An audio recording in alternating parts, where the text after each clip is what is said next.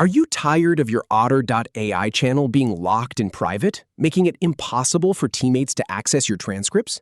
Master switching between public and private visibility in under 2 minutes. First, we'll open the channel list and select your channel. Then, we'll toggle visibility with just 2 clicks, from private to public or back to private. Start by navigating to the Otter.ai homepage. Then, from the left side panel, click on Channels to open your channel list. Now, click on the channel you want to adjust the visibility for.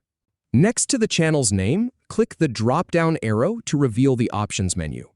If you're making it public, select Change to Public Channel from that menu. Then confirm by clicking Change to Public. To change it back to private, click the drop-down arrow again. Choose Change to Private Channel this time. Finally, click Change to Private to apply it, and that's it.